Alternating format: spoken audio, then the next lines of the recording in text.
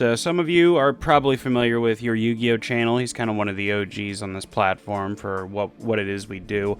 But he had a video back in, I think it was 2011, that I'm going to link in the description below. I'm going to show a little snippet of it here on screen. But it was of Brian Hines' top 8 Nationals Chaotic Hate deck. And what this deck was it was essentially just, I think Tyler Tabman said it best, bunch of really good cards deck. So for like 13 years now, I wanted to recreate that deck in some form or fashion. I know that Chaos doesn't pack the punch it used to, Spirit Reaper isn't good anymore, things like that, but I always felt that the spirit of that deck could work, where it's just good cards, good engines that work together, make it a plant synchro kind of deck. And this is something that I threw together kind of with that idea in mind. So shout out to Brian Hines, shout out to your Yu-Gi-Oh channel. I know it's a really old video, and it's a kind of an obscure video for anybody that plays in the current metagame and whatnot, but it's just always been a video that even nowadays gives me inspiration with my deck builds, where kind of when I run out of ideas, I just kind of think about that, or Corey McDuffie's hat deck, or whatever have you. Just these things that can give you moments of inspiration to think a little bit outside the box. So this is kind of something I put together, and it's done pretty well. It's still a deck project. I want as much feedback as anybody's willing to give me on this, but this is what I have so far. So let's get right into it. You got 3 Fenrir, which is just one of the best cards in all of Yu-Gi-Oh! One of the best standalone monsters. I mean, Fenrir plus Floodgate already is pretty tough to answer, and that doesn't even take into consideration the other 3 to 4 cards that are in your hand. So you got Triple Glory. This card's great. I mean, it just, gets you through your engine, sends cards from your hand to the graveyard, which is really good in a lot of instances, especially with other cards, like the Adventure engine that you see right there. And I mean, be able to make rank 8s, which is actually better than I would have expected in this kind of a deck. And I mean, the fact that it's just recurring 3,000 beaters when you have things like Skill Drain in play or whatnot, it's really tough to answer sometimes. And, the one of Guidance in that same kind of vein. I mean, this card's not quite as good, and it does conflict with Gozen match a little bit, but it's fine. Like, it's definitely worth continuing to play. We got the 1 Golden Lord, just one. Honestly, I don't like any of the support cards because you just want to focus on minimizing the amount of bricks in the deck. So then you got 3 of her. Everybody knows what she does. Talking about the Adventure package. I mean, just the fact that it's so... You can send this card from your hand to the graveyard with something like the Golden Lord or other cards like that. Cards that require some kind of pitching cost, or even something like Super Poly, and then you just banish it out of the graveyard. Just great card. 1 Griffin Wing, obvious. Double Sandgan, this may seem like a fluff choice, but I love that this guy can search out your hand traps. And I mean, it can search other miscellaneous things. It can search the Adventure card and whatnot. But I love Sandgan searching hand traps, especially if you don't have a normal summon in your hand other than Sandgan, because that means you're going to set up with like Fenrir and maybe a rank 8 or something like that, and then just to have that like Droll and Lockbird on top of it, or then like God forbid you have a card like Skill Drain to back all that up, and then as like a self-destruct button, so to speak. This is really hard for your opponent to deal with.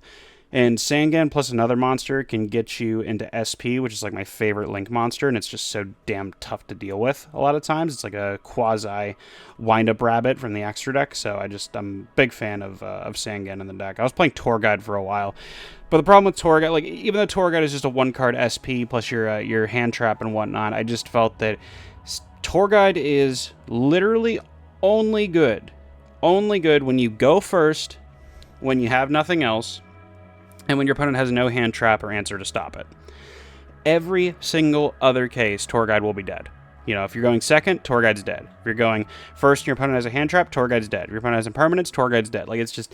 card just wasn't worth playing. Like, Sandgan, it's really hard to stop Sandgan unless they have, like, Ash or Called By. And I mean, if you want to, like, burn an Ash or a Called By on a freaking Sandgan, like, by all means. So... love to see my little buddy back in the game. I used to play him in Gravekeepers for a long time. Great way to search Spy. The 1 Inspect Border. If you have nothing else, summon the border, play Skill Drain. Really tough to answer. It's just a good standalone card. I love it.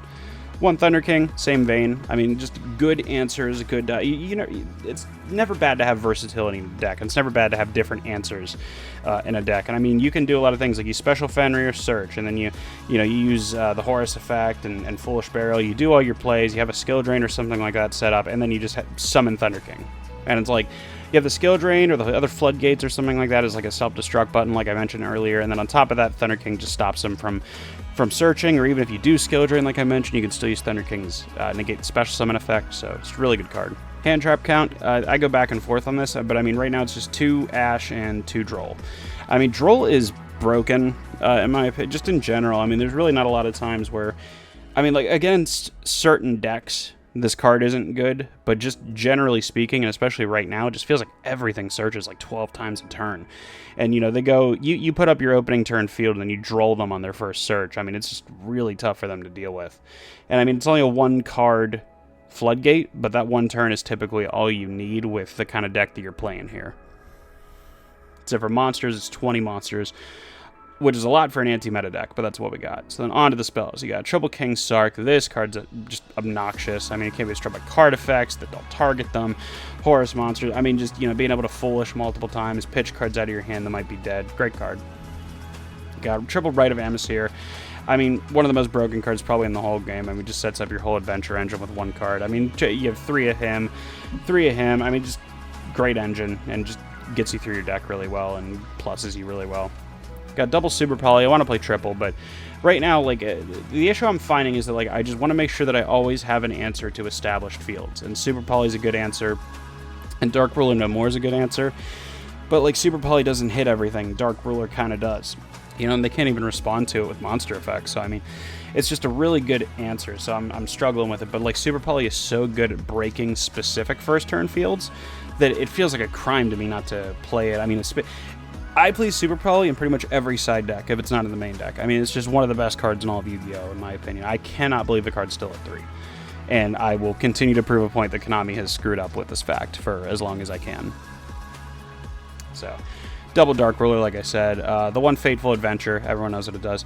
And the one Necro Valley is just another good floodgate. It's good to have versatility in a deck. And I mean, like, Necro Valley, if you're playing triple Necro Valley and, like, a Commandant or Terraforming or multiple Commandants, God forbid, and the deck becomes, like, very Necro Valley-centric, and then, like, if you have multiple Necro Valleys, you go into your opponent's turn, they pop your one that you have, and, like, you have these other dead cards in your hand, it's really tough. You just try to make sure that your hands are always consistent, that you always have a lot of options. On to the traps. Triple Evenly. Why does this card exist? But I'll keep playing it as long as it's in the game. Triple Skill Drain. I love this card. Thank God it's back. Nobody likes this card except for me and Capital G, seemingly, but I'll take it. I'm so happy it's back. The one Tikaboo and the one Gozen match. I'm not happy. These cards are limited, but whatever. We'll take what we can get. The Rivalry's not in the main deck. It's just not quite as useful, so I'll put it in the side. But that's it for the mains. Just an even 40. I wanted to keep every card needs to have a purpose here. You know what I mean? Like, this can't be one of those decks where you have this card's dead, that card's dead, this card's dead, and you're playing with 3 cards in your opening hand. You just can't do that, especially against a lot of these higher up decks that are going to put on 2-3 negates. You need to have that Super Poly. You got to have that Dark Ruler. You got to be able to droll them on their turn so that they can't set up that big field. You know, you got to make sure.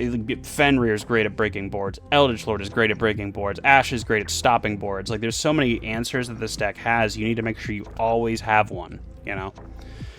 So that's it for the main. On to the extra. You got double Almirage, double SP Knight, great cards. Almirage just sends Sangan there. I've never really made the second one, but it just never hurts to have. And I was playing Pot of Prosperity for a while, so I would just send one a lot. You got the Kashtira, Exceed, Big Eye, and Draco. I mean, I don't think I've ever made Draco. I might have, like, considered it once, and then I just didn't, but it's not a bad option to have. Just pop something you need to get rid of. I've actually considered using it to pop my own Floodgate before, but I just won the game anyway.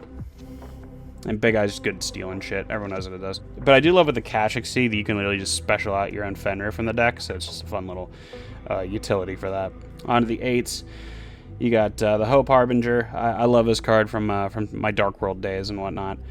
You got, what is this card? Dengisu? I always forget how to say his name correctly. But the Orcust guy. I mean, just being able to pop shit and protect itself and whatnot. And this is the card you summon whenever you play Skill Drain. Because 4,000 beat stick plus Skill Drain.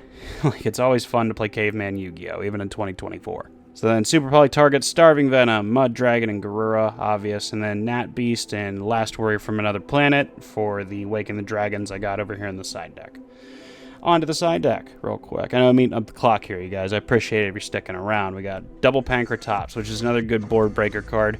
2,600 can swing over something, then tribute and pop. Good.